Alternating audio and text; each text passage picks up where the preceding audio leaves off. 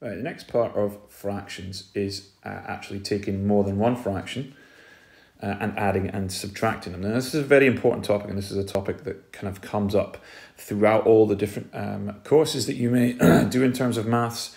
It's used in National 5, it's used in higher, it's used in advanced higher. It's just one of these things that you're just expected to know once you get to those stages. So it's one of these topics that's worth really cementing down and getting used to now. So there's a lot of different factors when it comes to fractions. We're going to start with a more basic type of adding and subtracting. What we're going to build up to is when they don't have the same denominator. And what I mean by that is when they don't have the same number on the bottom of the fraction, okay?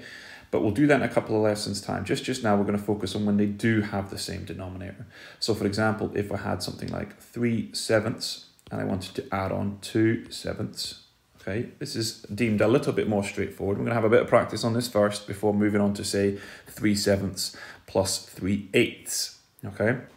That's when it becomes a little bit more complicated, but just now, we're going to focus on when they have the same denominator, so the same number on the bottom. And what you're thinking about is the fact that it's almost like a unit. It's almost, we have 3 of something, and we have 2 of that same thing. So if I add them together, then I just have 5 of that same thing.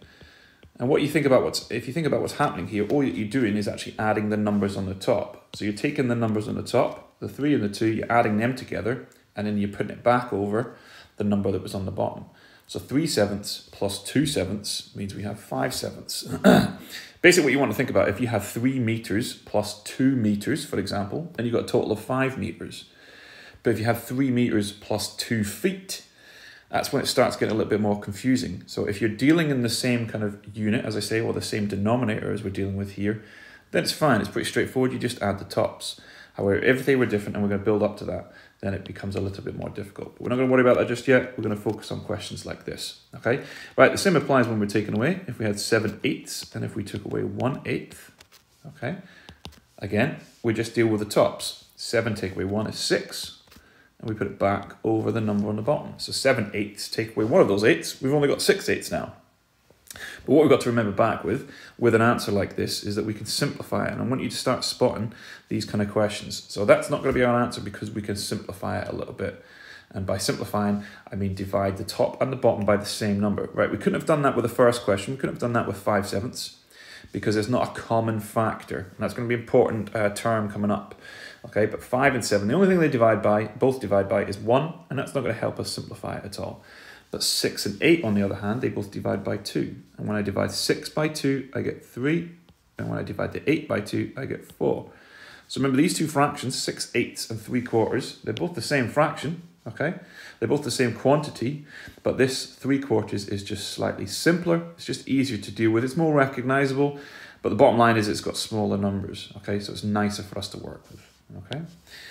Right, so another thing we need to look at is when we have this type of fraction. So I'm going to have 2 3/5, and I'm going to add on 1 4/5. Right, we call these two fractions, okay, we call them mixed numbers. So there's a fraction there, plus there's what we call a whole number in front of it. So remember, fractions are part of a whole. And if we're thinking about pizzas, if we had a whole, we might have 1 pizza, 2 pizzas, 3 pizzas. But then if we had a couple of slices, that's where the fraction comes in. So this is kind of saying that we've got 2 full pizzas, and then we've got 3/5 of another pizza.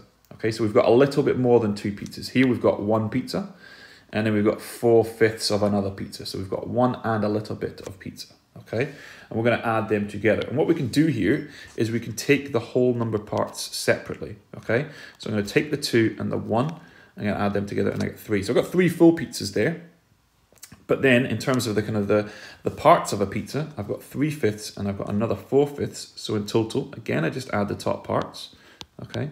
And I'll write this again. You don't have to write it like this, but it sometimes helps. If I've got 3/5 plus 4/5, I've got a total of 7/5, okay? Right, there's an issue with that. That's not quite how we like it because the top number is bigger than the bottom number. That bit is what we call a top-heavy fraction, okay? And what we want to do is we want to change it so that it's not. Right, if we think about it, if we split the pizza into 5 slices, if we had 5/5, okay, 5 of those slices that we split the pizza into, and we've got the whole pizza, don't we? So if we've got 7/5, and we've got a little bit more than a whole pizza. So the best way to think of this is if we've got 5/5, okay, we've got an extra full pizza, okay? So if I put those 5/5 onto the whole number part, I've still got 2/5 left over.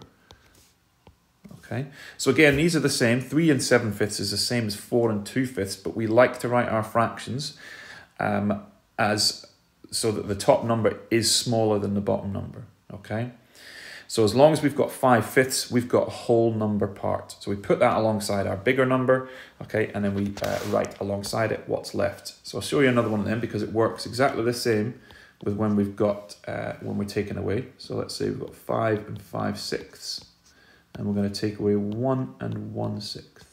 Okay. Right. So here again, we can just deal with the whole number parts. Okay. So we've got 5 pizzas, and basically what I'm doing, I'm going to eat one of them. Okay. So I'm only left with 4. I've got 5/6 of a pizza. I'm going to eat 1/6 of that pizza, so I'm going to be left with 4/6 of that pizza.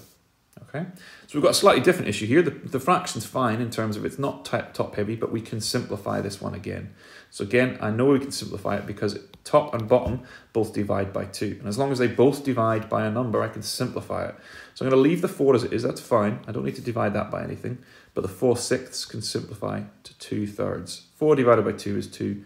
6 divided by 2 is 3. So I can simplify that to 4 and 2/3. And it's just an easier fraction or an easier number to work with. Okay, so if we're adding and subtracting fractions, we need the denominator to be the same. And as I say, we're going to cross the bridge whereby we don't have the same denominator. We're going to cross that soon. But just now, you can see all these questions have the same denominator. And as long as that's the case, we can just add or subtract the tops. But once we've done that, we've got to make sure we've got a couple of things. We've got to make sure that it's simplified. Okay, so this one wasn't simplified, but we simplified it to give our final answer. Okay, and over here, you saw when we added them together, we ended up with a top-heavy fraction. As long as we've got a top-heavy fraction, we want to change it into what we call a proper kind of fraction, a proper mixed number.